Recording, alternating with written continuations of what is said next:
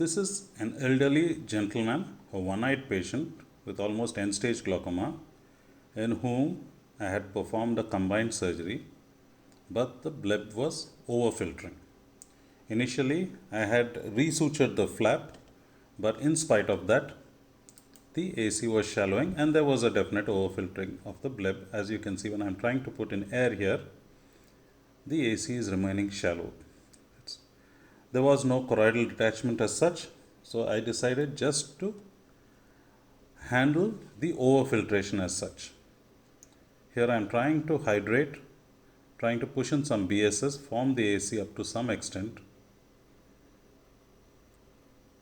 And I opened up the conjunctival flap to look. Just look, I have put extra sutures and see what happens here. I am testing this wound and it is leaking. As soon as I put, it is leaking. There's no doubt about that. So I go ahead. I first try to inject air into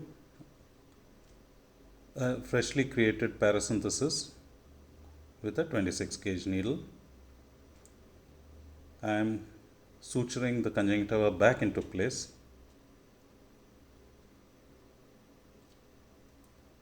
And what I plan to do here is to put a compression suture across the bleb with a 10-0 nylon. This compression suture will flatten the entire bleb and it will hopefully scar out just about enough of my filtering area so that the AC remains formed. This is a temporary procedure. It's an easy procedure. I am going to put a cross suture across the bleb. See, I have come on one side of the bleb through the cornea. I go into the conjunctiva far behind, into the episcleral tissue and come out. And go across.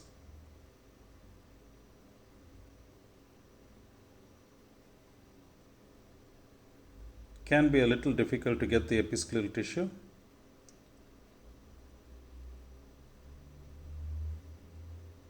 And then come back on the opposite side of the cornea and put in. Take my 10-0 nylon suture there, and there you have a cross stitch across the bleb, and this will compress the conjunctiva over the bleb and push the flap down as well. I am going to leave the air in. It will absorb within a couple of days or so, but it will give time for the overfiltration to stop. As I said, this is a temporary measure. In case this does not work, then you would have to go for a scleral patch graft. But luckily in this case, this particular case, this worked beautifully and I could remove. I removed the suture a few weeks later actually. I kept it for quite some time.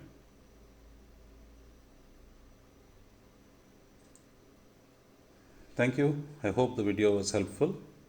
And there's the last step. Of course, you have to bury the knot as far as possible into the corneal stroma.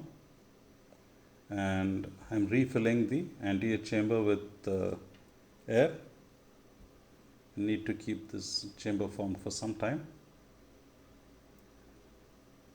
Thank you for patiently watching the video.